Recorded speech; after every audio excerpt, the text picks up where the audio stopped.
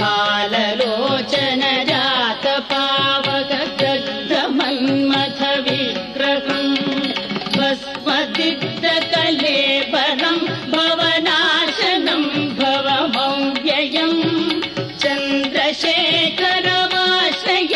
మమ కిం కరిష్యసి వై రమ.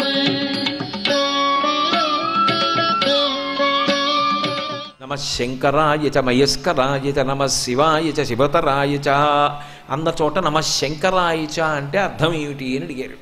అడిగితే వేదం వ్యాఖ్యానం చేస్తూ శం కరోతి ఇది శంకర, కొడుకు సంతోషంగా ఉండాలని ఎంత త్యాగానికైనా సిద్ధపడగలిగిన వాడు ఎవరంటే తండ్రి. కాబట్టి శంకరుడు ఈ లోకంలో కరచరణాదులతో ఎలా తిరుగుతుంటాడు అంటే ప్రతి వారికి తండ్రి రూపంలో తిరుగుతున్నాడు అని చెప్పింది యజుర్వేదం. అయినప్పుడు మహానుభావుడైనటువంటి ఆ తండ్రి మీద ప్రేమ ఉన్నది అంటే అర్థం ఉంది.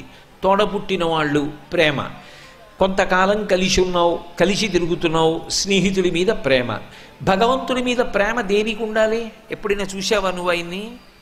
నీకు ఆయన ఏమైనా కనపడ్డా? మీరిద్దరు ఏమైనా మాట్లాడుకున్నారా? ఆయన ఎప్పుడైనా నీకు 1000 రూపాయలు ఇచ్చాడా? మరి నీకెందుకు ప్రేమ ఉండాలి అసలు ఆయన మీద? ఆయన మీద ప్రేమ ఎందుకు ఉండాలో సుప్రభాతం చెప్తోంది. ఆయన ఇన్ని గుణములు కలిగినవాడు, నిజానికి నీ తండ్రి రూపంలో తిరుగుతున్నది ఎవరో కాదు, ఆ శివుడే తిరుగుతున్నాడు. అందుకే అంత ప్రేమగా నీ పట్ల ఆ తండ్రి ఉండగలుగుతున్నాడు. నీ తల్లిగా ఉన్నది ఎవరో కాదు, భ్రమరాంబయే ఉన్నది. ఆ జగన్మాతయే నిన్ను కన్న తల్లి రూపంలో ఉండి ఈ లోకాలన్నింటినీ కాపాడుతోంది. కాబట్టి వాళ్లే తల్లిదండ్రులు. ఇన్ని గుణములు కలిగినటువంటి వాడు. మరొకలా అనుకోకండి, నన్ను కన్న తండ్రి నా మీద ప్రేమను పొంది ఉండవచ్చు, కానీ ఆయనకి ఇంకొక పిల్లాడి మీద కూడా అంత ప్రేమ ఉండడం సాధ్యం కాదు. కానీ మల్లికార్జునుడికి సమస్త పిపీలికాది పర్యంతమునకు ఆయన తండ్రి, అందరి మీద అదే ప్రేమను పొంది ఉంటాడు. అందుకే ఒక ఏనుగుని, సాలెపురుగుని, పాముని కూడా అక్కున చేర్చుకోగలిగినటువంటి ఉదారుడు. ఆయన గుణముల వైభవము మీకు జీర్ణమైన నాడు భగవంతుణ్ణి ప్రేమించకుండా మీరు ఎలా ఉండగలరు? ఆ ప్రేమ మీలో పొంగినప్పుడు నిరంతరము ఆయన మీకు జ్ఞాపకానికి రాకుండా ఎలా ఉండగలరు? ఎవరిని సంతతము జ్ఞాపకము చేసుకుంటే కర్మపాశములు తెగిపోతాయో ఇక మళ్ళీ పుట్టవలసిన అవసరం ఉండదో, ఎవడు నిజానికి రక్షకుడో, ఎవణ్ణి స్మరించిన కారణం చేత వాడి యందు ఐక్యమవుతామో అటువంటి వాడి యందు ప్రేమ పెంపొందించడానికి సుప్రభాతం ఎంత ఉపకరిస్తోంది. అందుకొరకు సుప్రభాత శ్లోకములను కంఠగతం చేసుకుని ప్రతిరోజు ప్రభాత వేళ చదవడం నేర్చుకోండి అని చెప్తారు. నాగేంద్రభూషణ నిరీహిత నిర్వికార నిర్మాయ నిశ్చల నిరర్గళ నాగభేధిన్ నారాయణి ప్రియ నతేష్టత నిర్మలాత్మన్ శ్రీపర్వతాధిప విభో తవ సుప్రభాతం అంటారు. ఆయన ప్రేమ హద్దులేని ప్రేమ.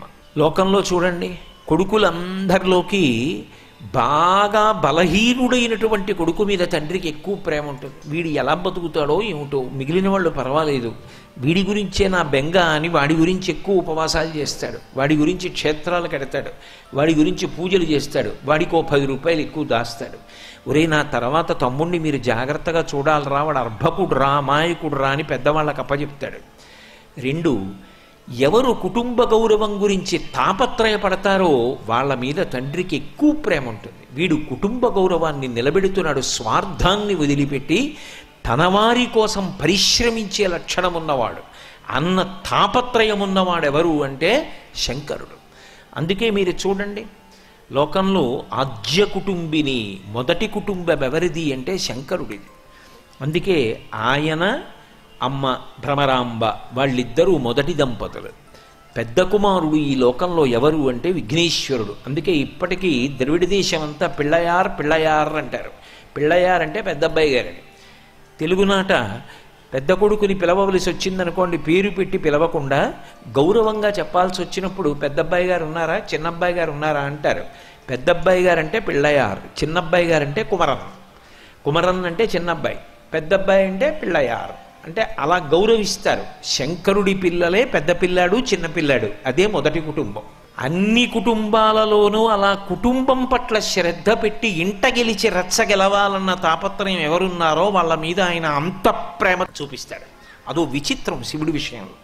అందుకే వాసుకి విషయంలో ఆయన ఒక ప్రత్యేకమైనటువంటి ప్రేమని కనపరిచాడు.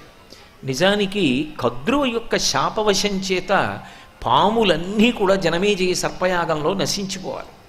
కానీ నశించిపోకుండా తమ యొక్క శీలవైభవం చేత తమని తాము కాపాడుకున్న వాళ్ళు ఇద్దరే.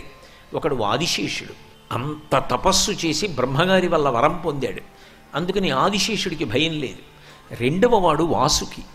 నిజానికి వాసుకి మహాత్యాగం చేశాడు సమాజం కోసం. క్షీరసాగర మథనం జరుగుతున్నప్పుడు మందర పర్వతానికి తాడుగా వాసుకిని కట్టి సురాసురులు అటూ ఇటూ పట్టుకొని చిలికారు. చిలికినప్పుడు ఆయన శరీరం ఎంత సుక్కిపోయి ఉంటుంది.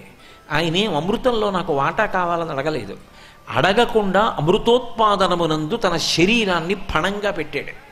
అందుకే వరం ఇచ్చారు దేవతలు, మీ అమ్మ పాములన్నీ జనమేజయ సర్పయాగంలో మరణించాలని శాపం పెట్టింది, కానీ నీకు మరణము లేదు, నువ్వు మరణించవు సర్పయాగంలో అంది. ఆదిశేషుడు వరం పొందిన తరువాత భూభారాన్ని వహిస్తూ దూరంగా వెళ్ళిపోయాడు. వాసుకి అలా వెళ్ళిపోలేదు. ఆనందామృత ఆశ్రిత రక్షక ఆత్మానంద మహేశ శివ, ఆనందామృత ఆశ్రిత రక్షక ఆత్మానంద మహేశ శివ, సాంబ సదా శివ సాంబ సదా శివ, సాంబ సదా శివ సాంబ శివ, సాంబ సదా శివ సాంబ సదా శివ, సాంబ సదా శివ సాంబ శివ. సర్వం శ్రీ ఉమామహేశ్వర పరబ్రహ్మార్పణమస్తు.